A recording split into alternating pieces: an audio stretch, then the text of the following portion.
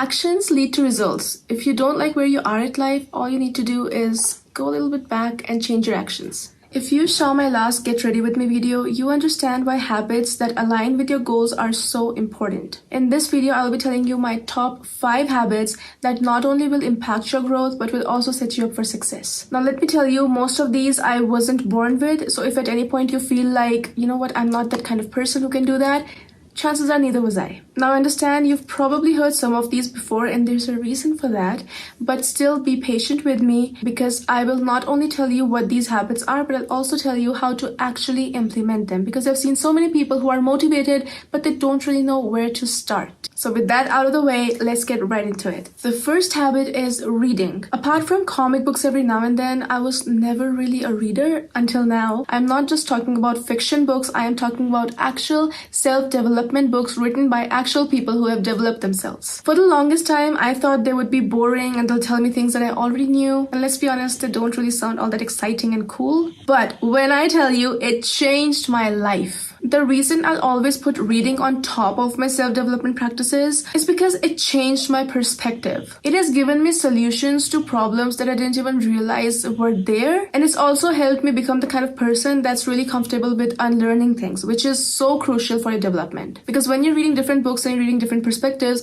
you are also consistently learning and unlearning and trying to figure out why the other person thinks the way they think, which is so crucial for your self-development, because you don't want to become the kind of person who identifies by their beliefs. Because your beliefs were adopted, that's not the truth. And the more you read, the more you start to understand and have a more open mind about others' perspectives and how they can help you grow. The best part, however, is that you can find a book for every single problem of your life. And it's written by someone who has already done what you want to do. Not reading is like there's a treasure holder who has reached your treasure and now he's giving you the map and you're like, no thanks. It's like somebody who's already walked through your maze of life and now he's telling you, dude, okay, stay safe from these paths, take this path, this is what I learned, and you're like, no, I'd rather be lost than take help. If you're not a reader, I understand it can be really overwhelming, which is why I want you to pick a book on some problem that you're desperate to solve. Whatever in your life is messing with your head the most, that's the book you're gonna pick up. This works so well because the only time you take action when you're not inspired is when you're desperate. So the next time you're stuck in any problem, be it financial, be it in your office, be it about making friends or relationships, instead of going to the internet and searching for the answer, you're gonna go to your library or Amazon and pick up a book on that topic. Just choose any book that looks the best to you. And I know you're not supposed to judge a book by its cover,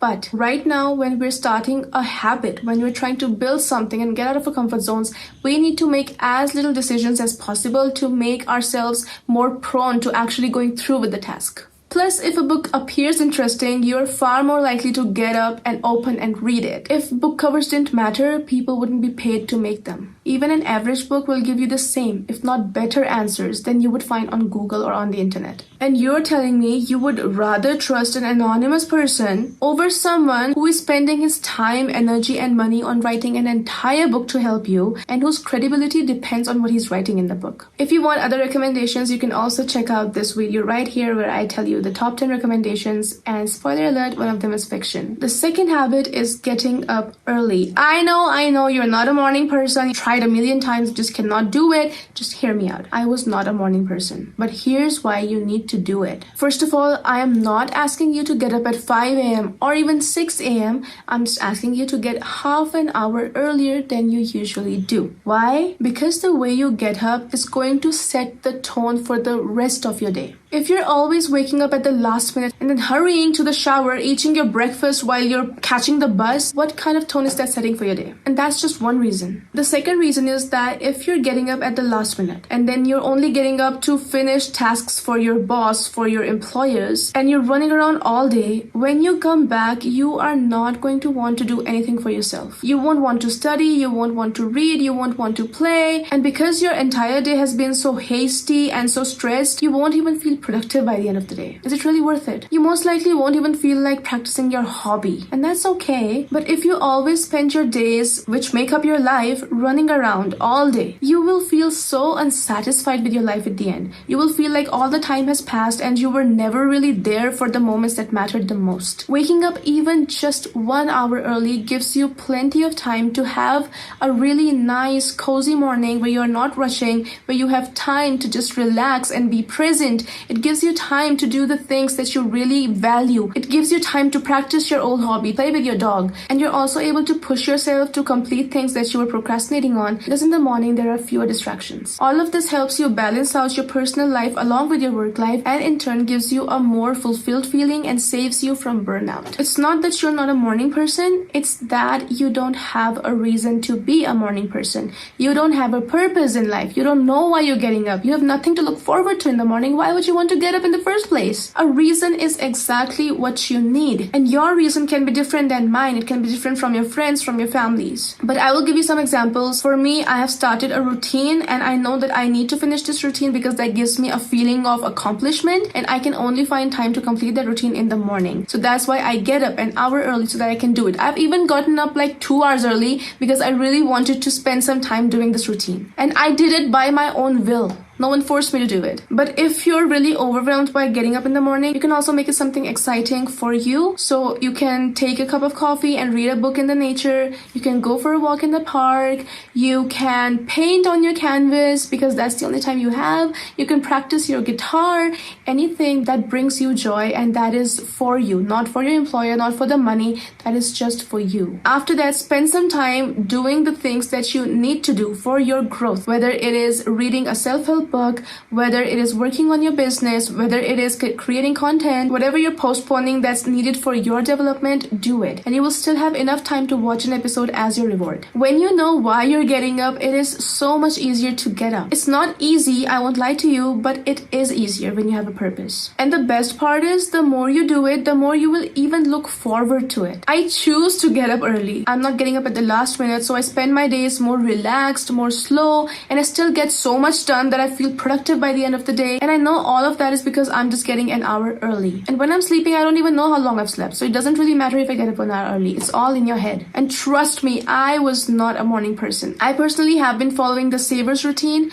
And if you want to know what that is, I will put up some picture of it. But if you want to get deep into it, there's this book called The Miracle Morning, and I highly recommend it. If you want to become a morning person, that's the book you need to start with. I will put the Amazon link down below if you want to buy the book. The next habit is putting your phone on work mode or on DND. Even when I'm just relaxing and I'm not even working, my phone will still be on work mode. Has this ever happened to you where you're concentrating on something and then your phone lights up in a distance and now you want to pick up your phone and you're really trying not to, but you're craving it more and more, and in the end you give in and you pick up your phone and then you end up doom scrolling? That's because your phone, even if it's on silent, if it just vibrates or it just lights up, your brain has associated these two things as triggers to then follow the action of picking up the phone, and you mindlessly pick up your phone. So to prevent yourself from picking up your phone in the first place and doom scrolling, you need to remove the trigger altogether. That's why I always have my phone on work mode or do not disturb. Even if I'm relaxing and watching Netflix, if my phone blinks, I will pick it up and I'll end up the next hour scrolling while the TV is just background noise, and at the end of that hour I don't even feel like I rested at all. The fourth habit is journaling before bed. I didn't realize its importance initially. Okay, let me tell you a short story that'll hopefully convince you to start journaling. I used to journal every now and then, but it wasn't really a habit. I did, however, write in my journal when I was really burnt out and I was really low,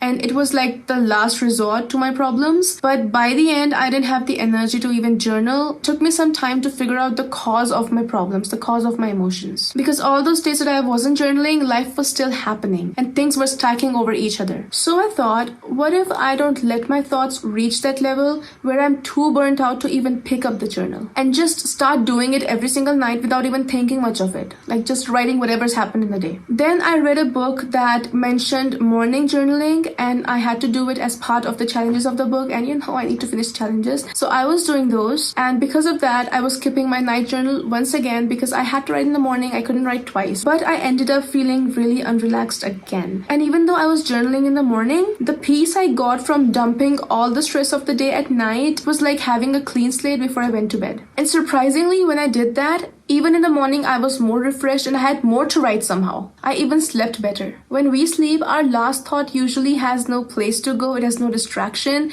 and therefore it just keeps moving around in our brain and multiplying itself. And that's why at times you wake up even during the night from the stress, or you might wake up feeling really tired the next morning. All of that can be avoided with just night journaling, because there is literally no thought to disturb me before I go to bed after I've put everything on the paper. Even if I have to take a decision, I'll just put it in the journal, and I know that that's the problem for another day now, because I won't forget about it, so I can forget about it right now. So I just leave the problems to the notebook for the night and I sleep like a baby. If you've never journaled before and you don't really know what to write, where to start, I have already put an entire video on that, so I won't go into that, but you can check that out right here. The fifth habit is only sleeping on my bed. I know you sleep on your bed as well, but what I'm trying to say is that I don't do anything except sleeping on my bed. Ever since the pandemic, a lot of us have started working from our homes, and that means also working from the comfort of our beds. Even for entrepreneurs, it can feel much more relaxing to just take your laptop out and start working from your bed, but what that does is mess up your sleep cycle. Your brain now does not know when to relax and when to work. If you don't agree with me, just try doing it for some time and let me know if you saw an improvement in your sleep cycle. My brain has now made this association that getting into bed means it's time to relax, it's time to sleep. If I am, however, on my bed during the day, it'll only be for reading or if I have to take a nap. It will never be for work. And because of that, even if I get on my bed and I try to scroll on my phone, I will get sleepy. And similarly, I have this table in my room where I work every single time. And because of that, every time I sit on the chair, my brain just it lights up with ideas and it gets so active for work, because now it has made this association. It knows that every time I'm here, this is where my brain needs to work. And so it follows. This can be a really powerful tool for efficiency, because you can literally train your brain to relax or work simply by associating particular areas with particular tasks. Now here's a bonus tip for all of you who stay till the end, because thank you. You need to read fiction books at night instead of self-development books. And even if you want to read self-development books, please make sure it's not something too complicated, something that you have to grasp a lot. To try to understand them, you have to wake your brain up. This will also cause new thoughts that you haven't dumped in your journal yet. But when you're reading fiction, it's just a story that's flowing and there's nothing you have to think about except for what's happening in the story, which can be really relaxing for your brain. Of course, even when you're reading fiction, try to read books that are calming and happy and not tragic and sad and hard to understand. I really hope you will start implementing at least one of these habits this week. Let me know which of these habits are you going to try first, and I will see you in the next one. Bye.